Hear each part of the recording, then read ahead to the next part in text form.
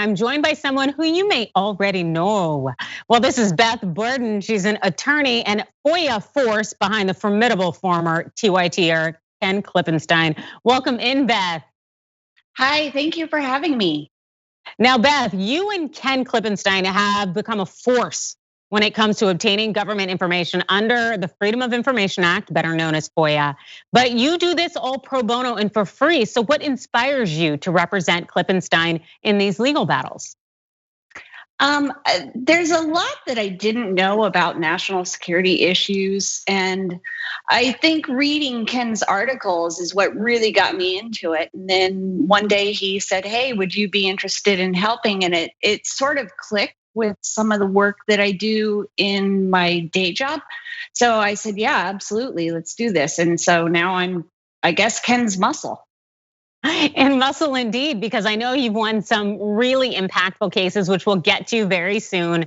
But also, I was wondering in terms of like your knowledge base, and now you're in the FOIA space, kind of just getting out there to help Ken and to really advance journalism. Did you find that it was a steep learning curve? It's not as steep as I expected it to be. I had already been asking for public records from a lot of local law enforcement agencies. So I had a local and a state base to start from.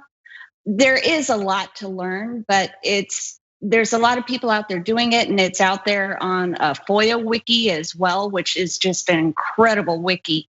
Really recommend it for anyone that's looking to submit their own requests.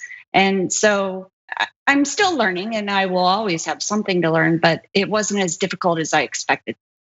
Well, you definitely have a leg up because you are doing so well. And as I understand, you and Ken recently won a big case in Florida courts, ordering that the Florida Department of Law Enforcement really has to release these documents on intelligence practices. So how impactful was that ruling?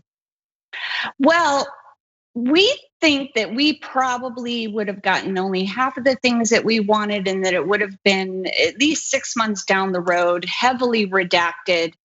And what we're hopeful for is minimal redactions here from the arguments that were made during the hearing. And we will have the documents no later than 5 p.m. on December 31st. And that's huge for Ken because much of the value of these documents is lost once the Biden administration comes in. That's a really good point. And I know that Ken is going to turn that around into a very important piece that's going to shed a light on what the Trump administration has been into.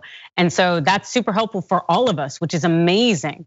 And I also know that, many people may not realize that FOIA fights aren't your day job. If I understand this correctly, you're currently assigned to the Major Crimes Division at the Public Defender's Office in Florida, where you represent people charged with first and second degree murder, which is pretty intense. So how has having this ground level view of the criminal justice system really shaped you? Starting from the criminal justice system, I already had a poor view of government and how the government treats people. And FOIA just reinforces that. And it intersected with a death penalty case that I had.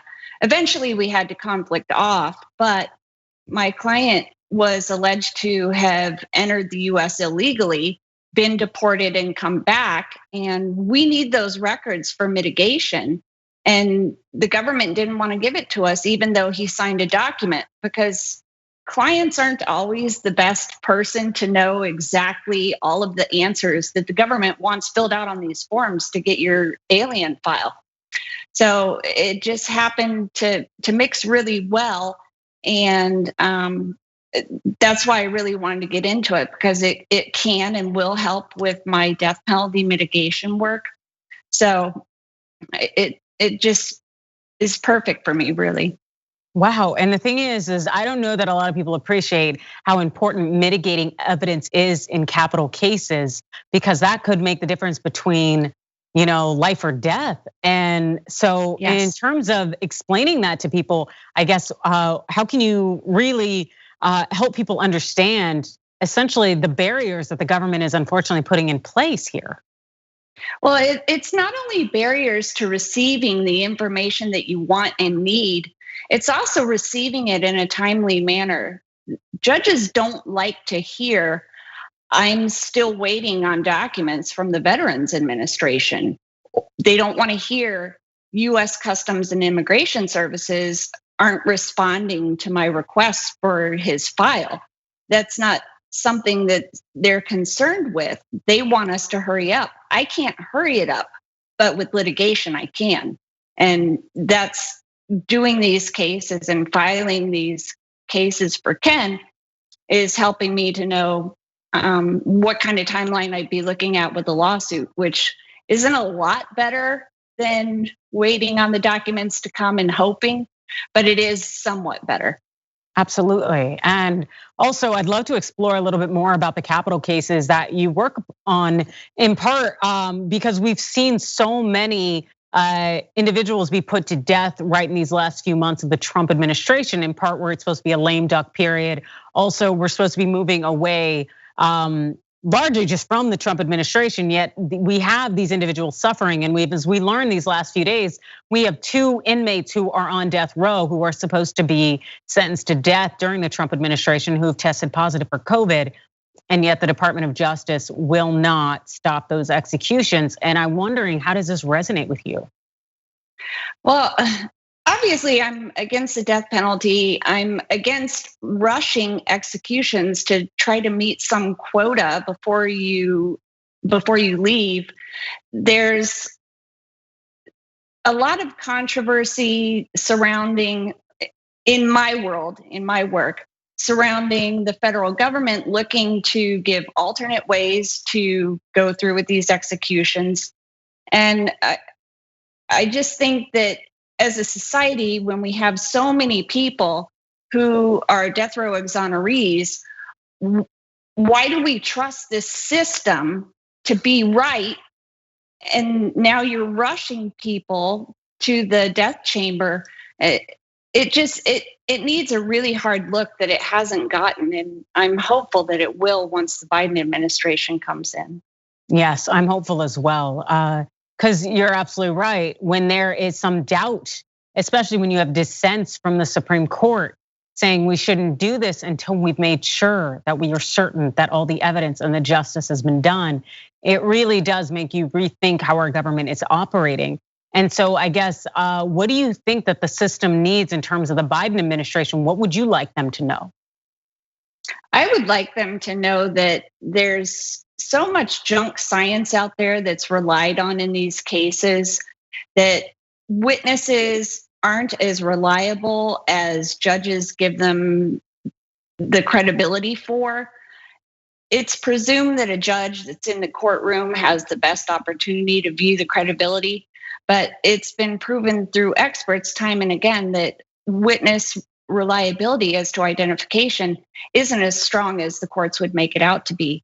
So that's number one. Number two, you need to look at the way confessions are done. You need to look at the science that people are putting forward to say this is the proper science. And there's so much more that needs to happen that it just needs an entire overhaul. Absolutely, and hopefully we will get that with the Biden administration, because you're absolutely right. It's nonsense, it's unfortunate, but also you'd like to think we were past these barbaric practices. Yet clearly they seem to be very much instituted and ingrained in our justice system, which is kind of an oxymoron because there is no justice there. But I know we only have about 2 minutes left. So if you don't mind sharing and you're able to share, what are the next FOIA things that you are working on right now? Well, what I'd like to get into is we have a suit that we just filed against the Department of Justice, and it's just the perfect suit for Ken because it involves leakers. Crime reports get sent to the Department of Justice for the unauthorized leaking of classified information, for lack of better terms. And so we wanted the number that happens annually from 2009 to the present. And we also wanted those reports to see, who's leaking to the media and who are they reporting. So that's something we're really excited about that we just filed a couple of weeks ago. Oh my God, that is like super exciting. Just hearing you say that. What state are you guys seeking that in? We filed it here in Florida. I'm located in the Middle District of Florida, so that's where it's filed. And the lawsuit that we filed against the 8 national security agencies, that one's also filed here in the Middle District of Florida.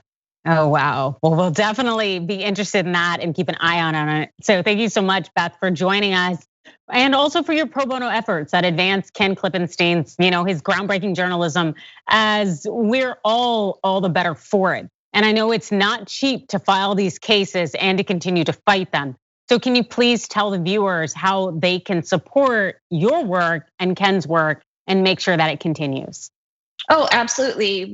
I'm on Patreon. It's patreon.com/Beth Borden, and Borden is Bourdon. And there's no minimum or maximum to it. And we're using all of it to fight against the government. Excellent. Thank you so much for joining us, Beth. Much appreciated. Thank you for having me. Thanks for watching the Young Turks. Really appreciate it. Another way to show support is through YouTube memberships. You'll get to interact with us more. There's live chat emojis, badges. You've got emojis of me, Anna, John, JR. So those are super fun. But you also get playback of our exclusive member-only shows and specials right after they air. So all of that, all you gotta do is click that join button right underneath the video. Thank you.